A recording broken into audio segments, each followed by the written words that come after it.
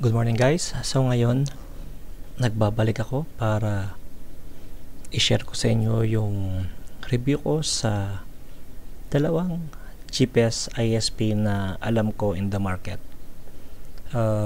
Ito yung plan na below 1.7, ito yung 1.5 up to 1.6, 1,600 pesos plan, Sky Cable, and Converge plan.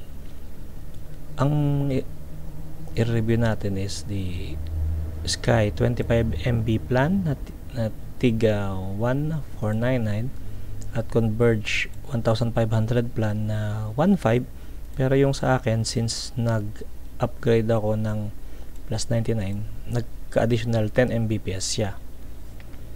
So ngayon, ang review na ito is makakatulong sa mga taga South area, Southern Tagalog area, kung alin nga ba ang dapat nyong kunin na service provider. So 5 months na ako with this internet connection ng dalawang ito. So baka matanong nyo ba't dalawa yung internet ko. Dapat kasi may backup dahil sa work. Okay, let's start it. Okay, so Sky Cable, nakakonect na tayo sa Sky Cable, and yung ating magiging testing ay speed test via speedtest.net, ping test, upload test, orasan natin, ito, pinakahanda akong orasan, and the download test. Okay, simulan na natin ang speed test. Okay, so ayan na si Sky Cable, ready.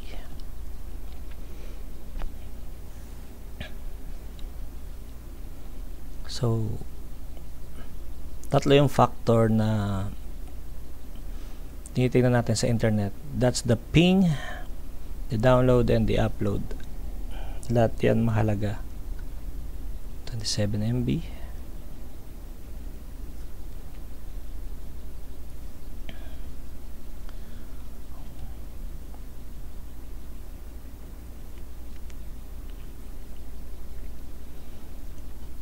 Alright. Okay, sulat natin sila. Ano to? 11 millisecond. That's the ping. Ngayon, ang DLI 27 MB download speed and 4.92 upload speed. Gawin natin siyang yellow. Ano ba kulay na Sky Cable? Parang blue yata siya, kasi Converge yung berde. Okay, ngayon ping test naman tayo. Going to Google.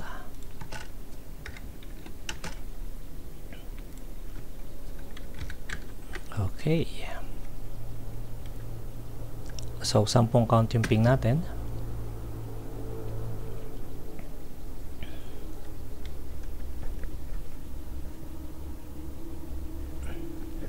So that's our average, 27 milliseconds. Okay, blue.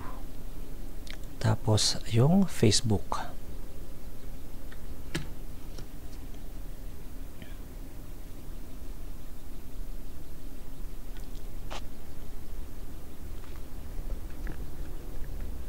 (25 milliseconds). So kung makikita nyo, ginawa ko yung testing ng madaling araw, pero sasabihin ko rin sa inyo kung anong review ko during the peak hours. Okay, ngayon mag-upload tayo ng 100 MB sa OneDrive. Ito yung test file natin. So nag-testing ako kanina, uulitin ko na lang para makita nyo.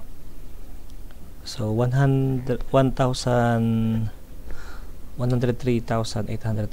KB.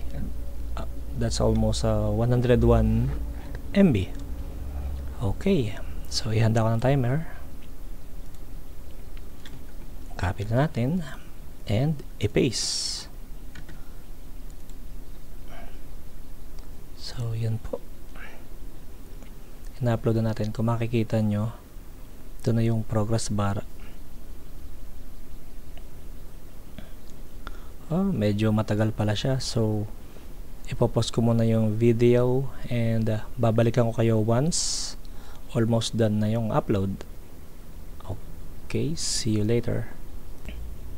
Okay guys, nagbabalik ako. Almost done na siya. Stop ko yung timer once it's done. 2 minutes and 54 seconds. Okay, lista natin siya.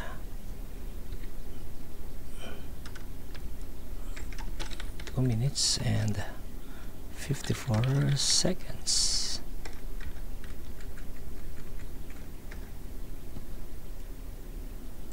Sky Cable. Yan yung upload niya. Ngayon, kunin natin yung download speed niya. Reset natin yung time. Ito, kunin natin. Download tayo ng 100 MB file. Ready, go.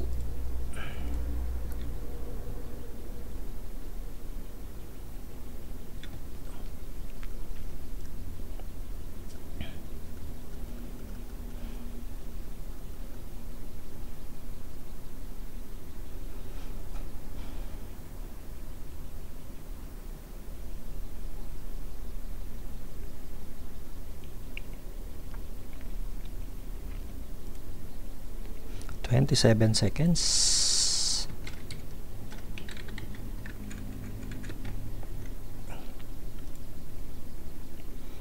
Okay, so ito na po yung result ng Sky Cable. Ngayon, kunin naman natin ang panig ni Converge. Let's connect. Direct po yan sa router, so wala po tayong extra third party router dyan. Verify natin. Okay, Converge nga. Okay, speedtest.net. Ulitin natin to. Converge ICT. 5 millisecond. So kung makita nyo, 35 MB siya kasi nag-add ako ng yung sa promo nila na plus 99. Matadagdagan ka ng 10 MB na speed boost, which is malaking tulong din. Ilang user din yung makakagamit nun.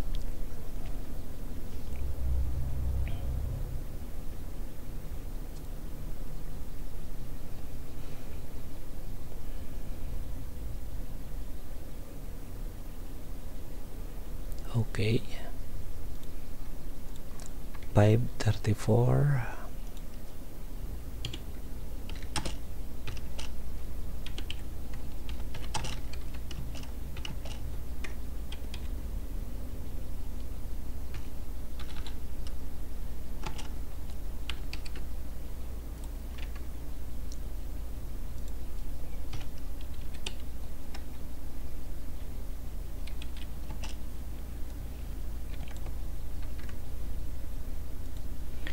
Oops, kunin natin yung kulay ni Converge. Kulay berde siya.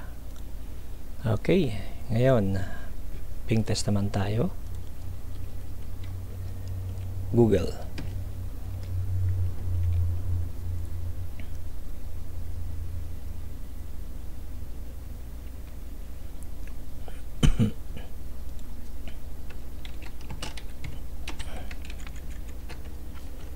Millisecond. Facebook.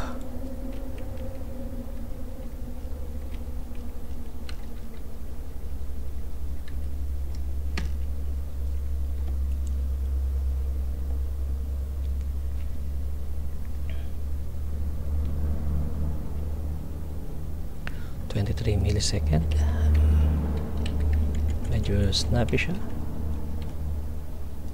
Okay, ngayon yung ating test file.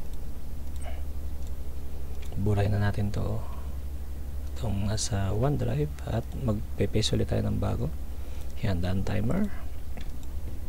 Ikinapi ko na and paste, start.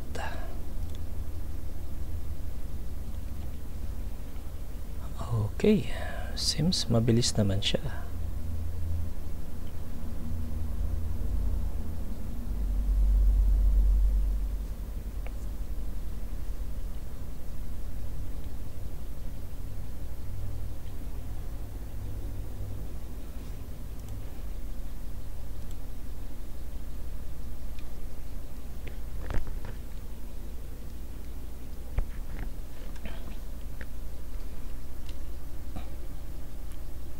Okay, medyo nagkaroon na slow start pero ito yung normal na speed niya eh.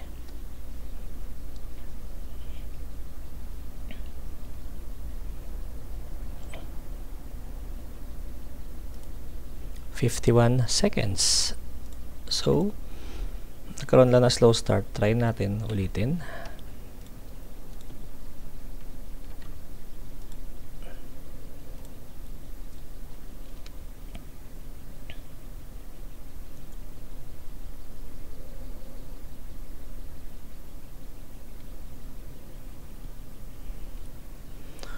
Tandaan nyo guys na 100 plus MB na file ang ina-upload natin. So, malaki talaga yung file na yun. Category niya is medium size na file.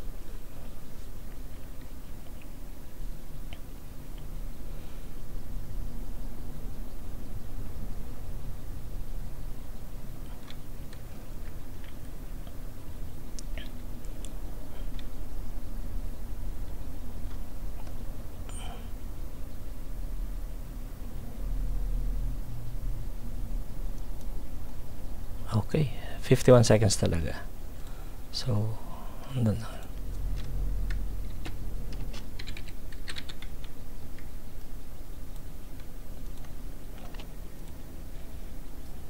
Oops. Mali. Dito pala siya sa upload. 51 second. Ngayon, testingin naman natin yung download speed niya.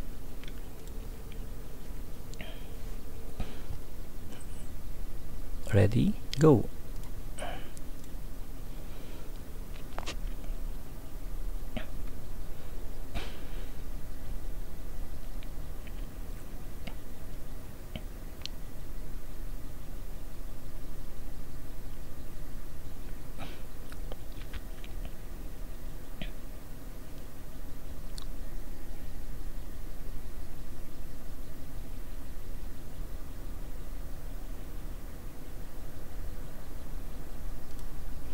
Wow, 30 seconds lang. Hindi man sila nagkakalayo. 30 seconds.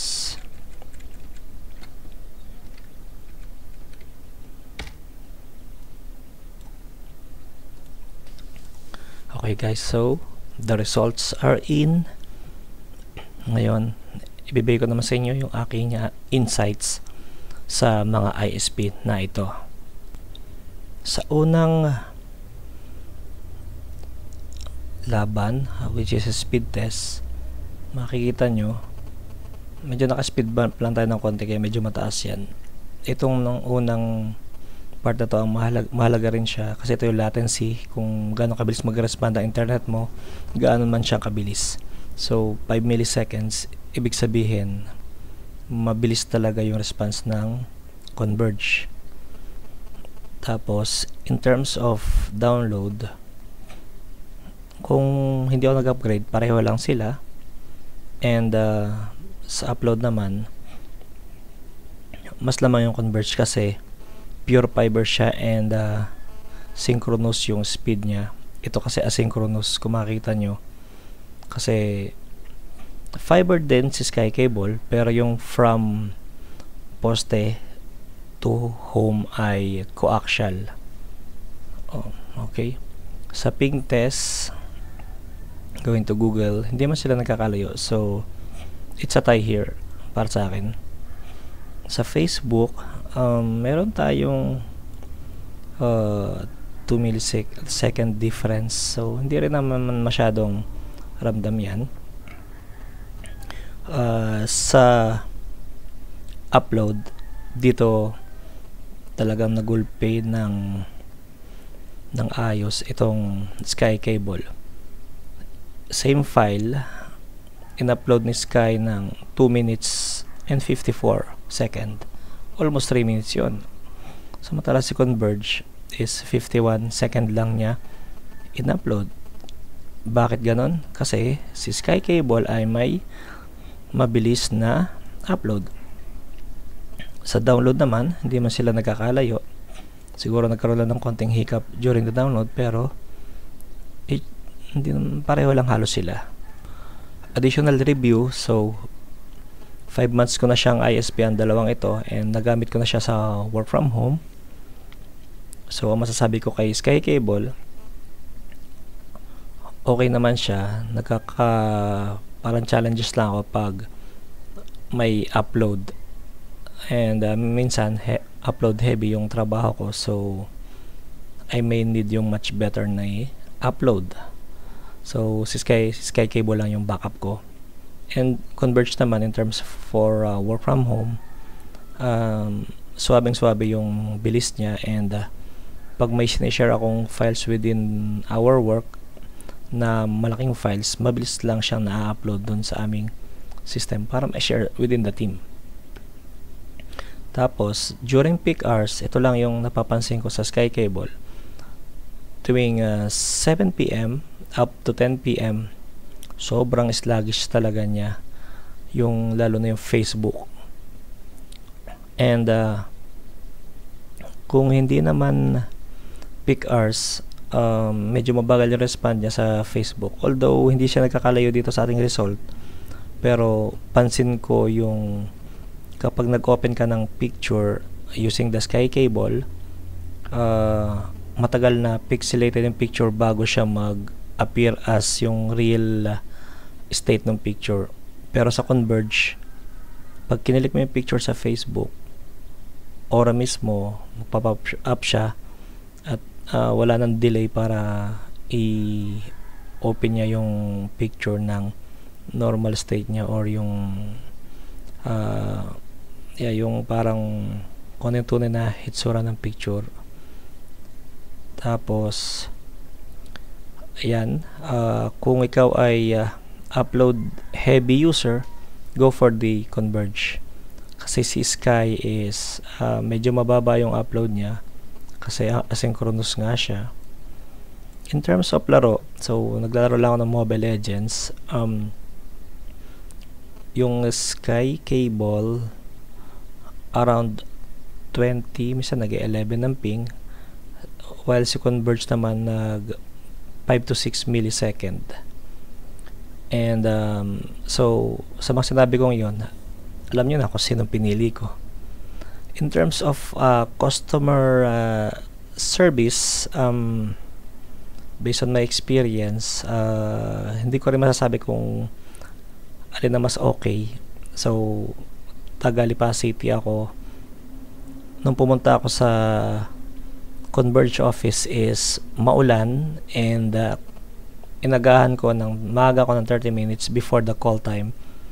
So yung factor ng ulan, kukunti pa lang yung tao. So yun yung technique. Pag may gusto kayong puntahan na office, i-timing nyo na tag-ulan kasi mababawasan yung dami ng darating na tao. So yan po. Kung yung iba po dyan sa audience, kung meron kayong PLDT at may share nyo yung inyong review, you can comment below, and makakatulong siya sa ating mga taga-subaybay. Okay, so kung nagustuhan nyo itong aking review, please subscribe to my channel kasi marami pa akong tech videos na gagawin para para makatulong sa mga up and incoming IT. Okay, so maraming salamat sa lahat, and Have a great day.